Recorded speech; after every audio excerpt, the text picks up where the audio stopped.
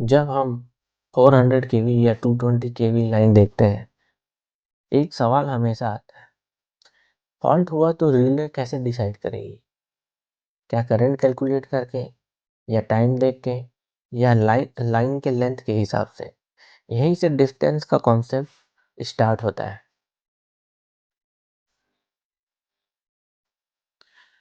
Over current relay का एक simple फंडा है कि वो सिर्फ करंट को देखता है। अगर करंट जो डिजायर्ड लिमिट से अगर ज़्यादा है, सेट पॉइंट से ज़्यादा है, तो सिंपल वो सिस्टम को ट्रिप कर देता है।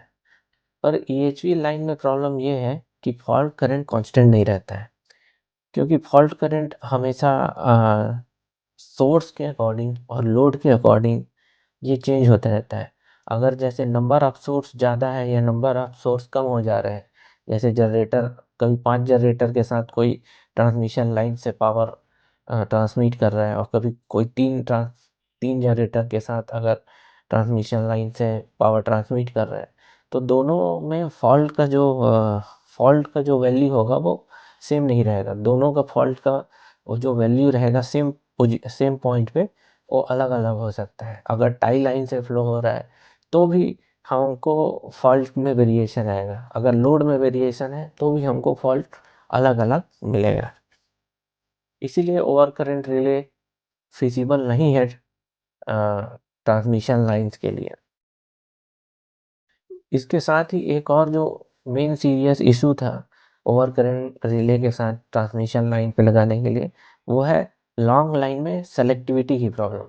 अगर लॉन्ग लाइन है और हम ओवर करंट रिले यूज़ कर रहे हैं, तो हो सकता है वो फॉल्टी सेक्शन को आइसोलेट ना करके किसी और दूसरे सेक्शन को आइसोलेट कर दे, या फॉल्टी सेक्शन से पहले जो ट्रांसमिशन लाइन है उसको आइसोलेट कर दे, और हमारा ग्रिड डिस्टर्ब हो सकता है।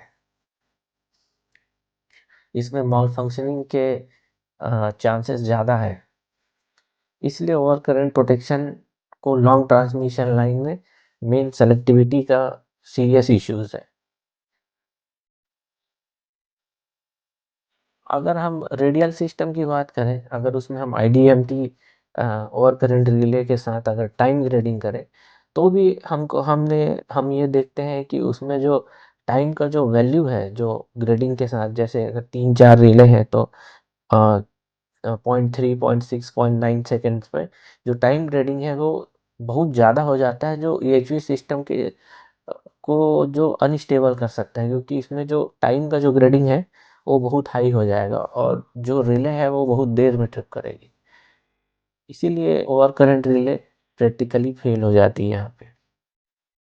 19 1904 में क्रिस्टीनर कार्मकर ने ये बोला, करंट मत देखो, इम्पीडेंस देखो। यहीं से डिस्टेंस रिले का एक्चुअल कॉन्सेप्ट जो है वो स्टार्ट हुआ था 1904 में। आप इस स्लाइड में देख रहे हैं नीचे साइड में, ये जो रिले है ये फ्रांसिस डिस बैलेंस बीम है। आज भले ही आपको ये ओल्ड लगे, और उस टाइम में ये रिवॉल्यूशनरी था। 1920 के बाद पहली बार डिस्टेंस रिले एक्चुअल नेटवर्क में लगी, जो 4 केवी ट्रांसमिशन लाइन के एक केबल पे हमने सबसे पहले इसको यूज़ किया था 1923 पे।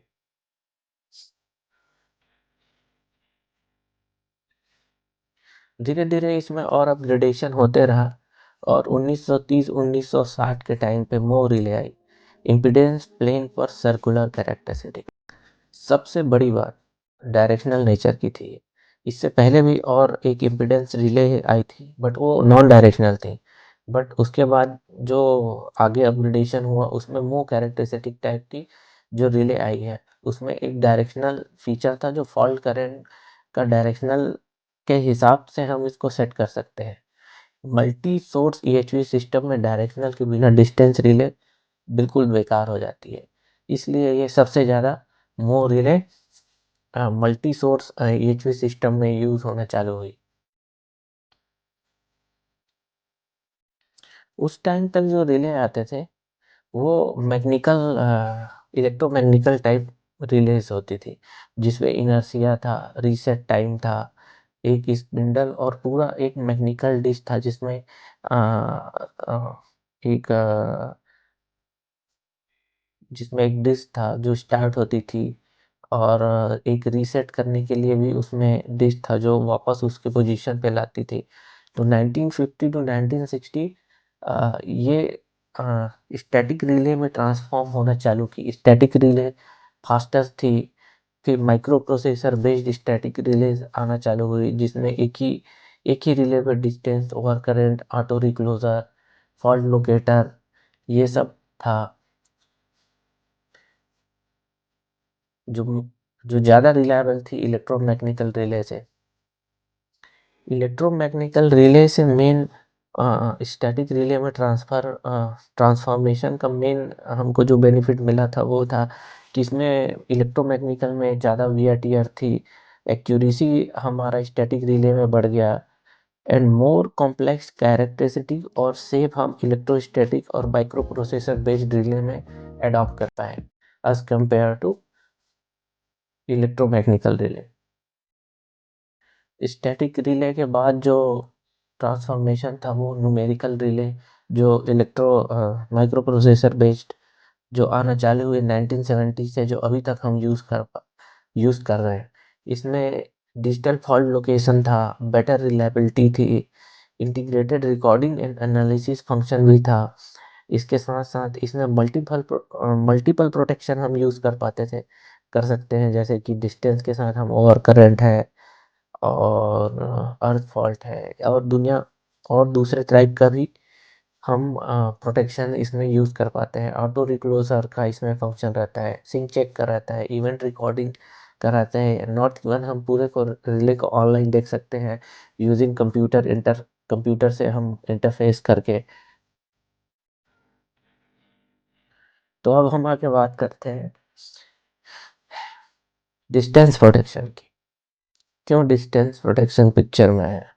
तो सिंपल, जैसे मैंने आपको बताया कि जो लॉन्ग ट्रांसमिशन लाइन में जो पहले यूज़ होता था ओवर करंट बेस्ड रिले, वो उसमें सेलेक्टिविटी का इशू था, टाइम ग्रेडिंग का इशू था, और माल फंक्शनिंग के चांसेस ज़्यादा थे, और एक सिस्टम कोऑर्डिनेशन का भी बहुत बड़ा इशू था। इसके लिए हम ट्रांसफॉर्म किए ओवर करंट रिले से डिस्टेंस रिले में। इसलिए डिस्टेंस रिले हमको पिक्चर में आया है सामने आगे यूज़ होने के लिए।